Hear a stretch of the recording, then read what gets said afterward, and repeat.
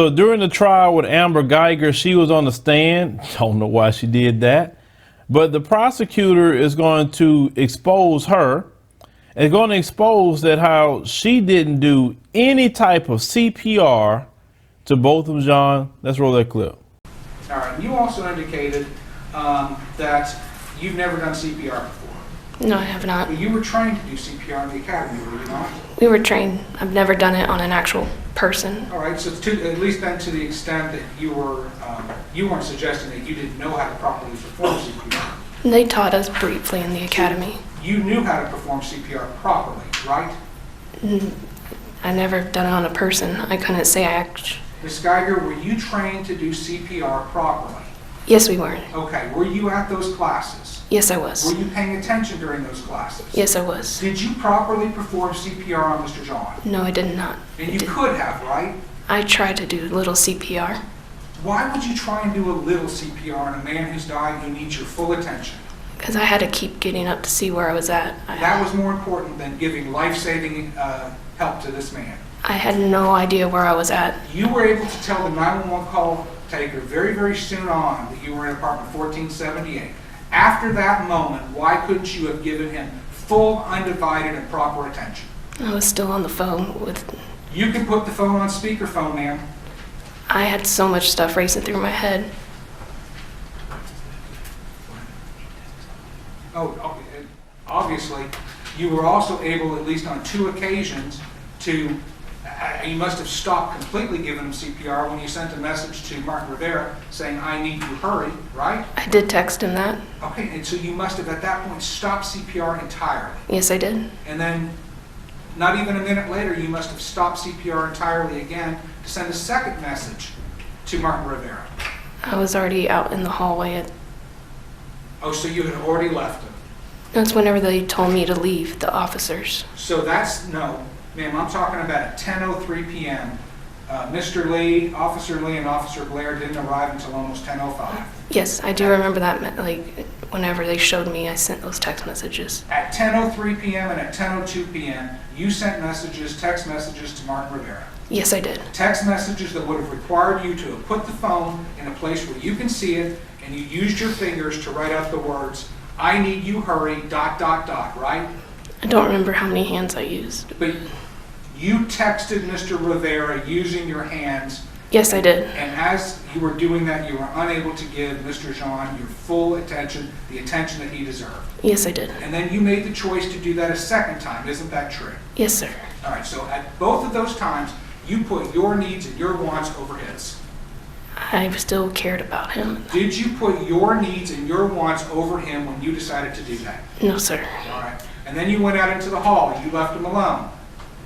When I heard the officers coming, I stepped outside. So you decided to do something other than continue to give Mr. Jean life-saving measures. I wanted somebody there fast to get him You're help. not going to answer my questions, are you? Yes, sir, I am. When you went out into the hall, you did that because that was what you chose to do, even though you knew you should be giving that man life-saving treatment. Yes, sir. You didn't know that he was going to die.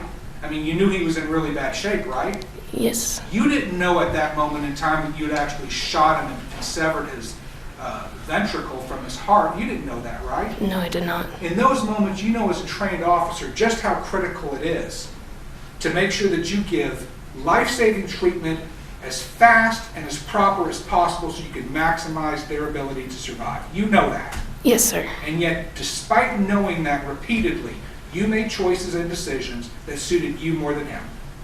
No, sir. You also indicated that you had done CPR, but yet there's no blood anywhere on your uniform or on your shoes. There is not.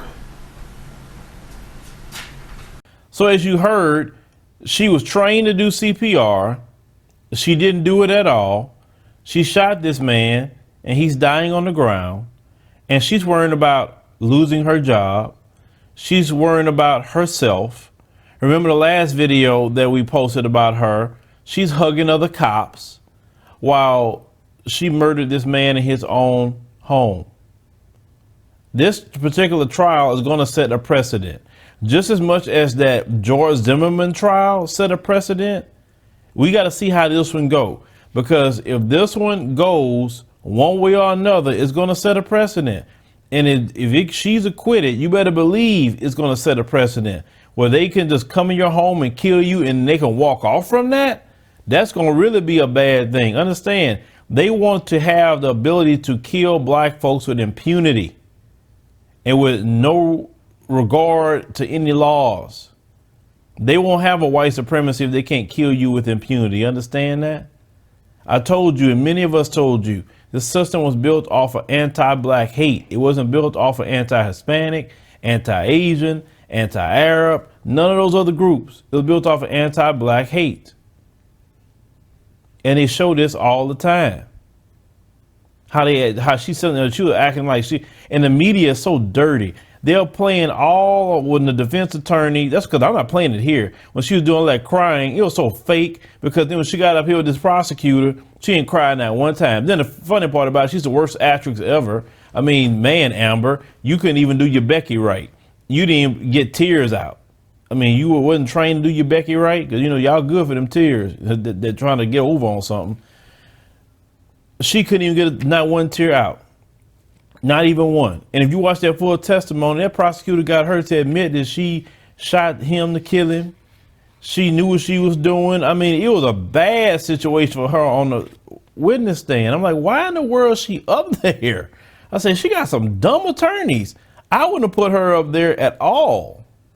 But that's what they chose to do, and that's fine. We found out a whole lot about Amber Guyger during that testimony. We found out that she knew the other cop was married. She knew he had children, and she's sitting up there sexting this man. I mean, she was just a piece of work. And I'm like, just me personally, that's just my opinion. I don't know what you see in that woman. I mean, that woman looked like she 50 years old when she nowhere near 50. I mean, I don't know what the guy's seeing her personally. I don't know. But you gonna mess up your whole household for that thing? Seriously? I can imagine a divorce attorney salivating to want to get that case. We found out the cop that she was fooling with killed a young black man back in 2007. So they definitely got that in common. Both of them killed black people. But this female had the nerve to say on the stand, well, cops, you know, we don't sit up here and just want to kill innocent people. I looked at her like, what? I actually had to laugh at that. Like, are you serious? I said, do you realize what you just said? But then later you said that when you pulled the gun, you intended to kill him. Messed up like with your own statement. Man, you know, but we're going to continue to watch this trial. But it's just a level of just cruelty that these people, you know, do to us. It's a level of cruelty. And you still got black folks that will forgive them. You still got black folks that will have love for them. You still have black folks that will give them the benefit of the doubt, but you won't do that for other black people. Leave me a comment, let me know what you think of the situation with Amber Guyger, but we definitely going to keep watching this case and see what's going to happen with that and with the particular verdict, because it's definitely going to set a precedent.